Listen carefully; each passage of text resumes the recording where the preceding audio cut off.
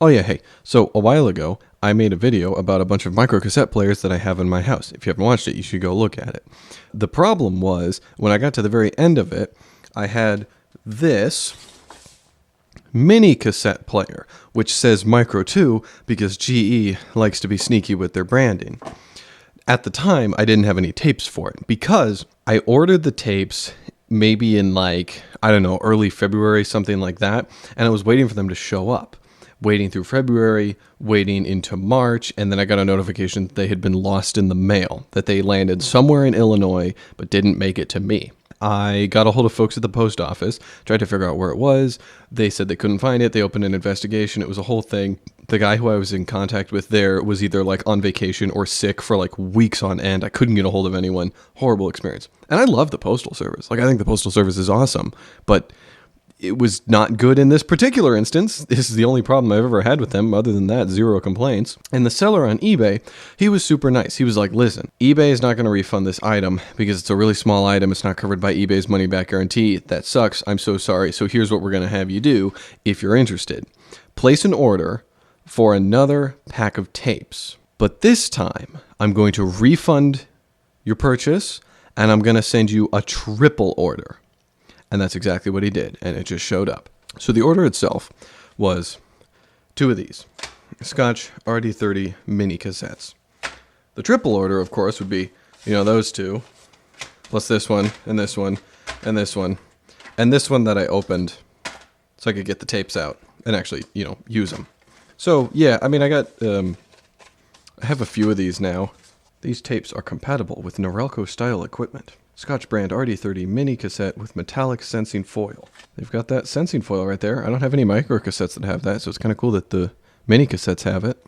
So this in my right hand is the mini cassette tape that I just got, and this in my left hand is a micro cassette tape. As you can see, they are in fact 2 very distinct and different formats. They are slightly different size. The spindle holes are different, where the micro cassette has this little gap with a hole for the pinch roller and cap stand. The mini cassette has a little piece of plastic there. Well, yeah, that little plastic piece would go right in between there. Bada bing, bada boom. It also looks like the mini cassette probably spools left to right, unlike the micro cassette, which goes right to left.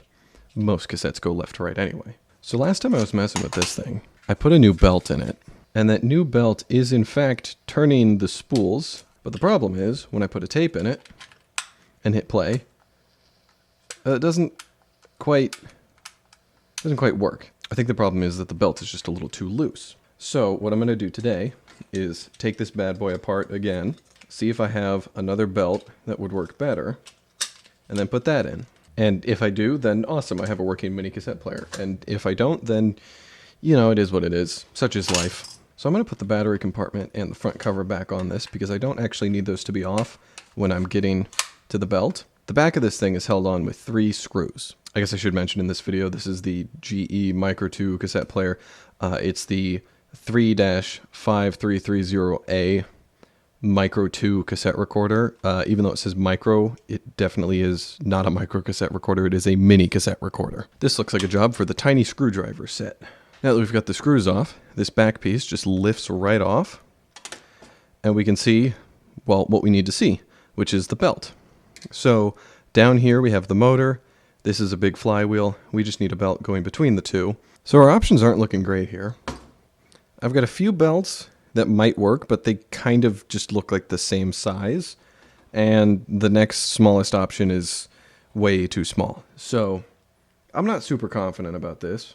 Okay, well that was a bit more of a hassle than I thought it would be, but that belt is on there now. We're going to pop a battery in and see if it does the job. I pushed play, the motor is turning the flywheel, and that is spinning. Let's see if it can pull a tape. Unfortunately, no, it does not seem to be able to. But this is interesting now as I'm looking at it. The flywheel is spinning. It's just not pulling the tape, which suggests to me that the problem actually isn't the belt and I misdiagnosed it. There's a little wheel with a gear on it there. And it seems to be driving the take-up reel through that little silver wheel pushing against the rubber around this bigger wheel. And unfortunately, it seems like it's not taking very much to stop that. There's a lot of trial and error involved in fixing things, and that's okay. So I think what I'm going to do is try to take this piece off.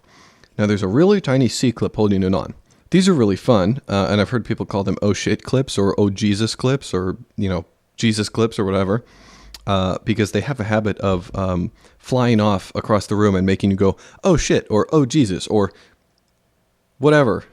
If you're taking these off, I highly recommend prying it off with one hand and just like putting your thumb over it with the other hand. So if it's going to fly anywhere, it'll just stick to your thumb. Ta-da! It stuck to my finger. Put it right there. That's going to be impossible to get back on. And that wheel just pulls straight off. Be careful of other small things that can be hidden in there. There's actually a little white washer that was on top and a little metal washer that was on bottom. And if you're not expecting those sorts of things, you could pull this off and those washers fly away and you never find them again. So I see inside of here, there's actually a little bit of old grease down here. I think I'm going to try to clean some of that up.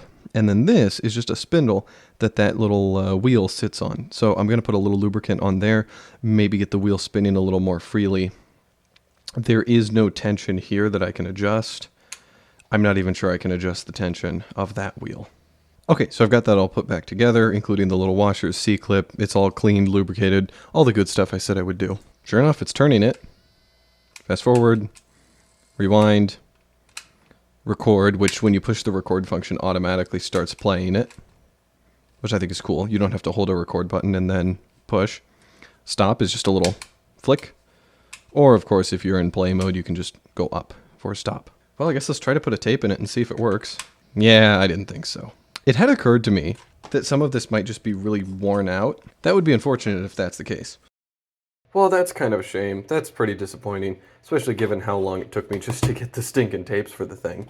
But hey, I have mini cassettes now, and I get to actually, look at them and say, hey, yeah, these are totally different from micro cassettes. It's a completely different format. Philips invented the compact cassette. Olympus came out and made the micro cassette, and this is the Philips response to that, the mini cassette. But yeah, anyway, there's that. A little disappointed that it doesn't work, but also happy that the tapes are finally here, just sort of in a heap. There they are. That's it. That's the whole video. You can go now. Goodbye. Thanks for coming. Lily, is there somebody under there? Is there somebody under there, Lily?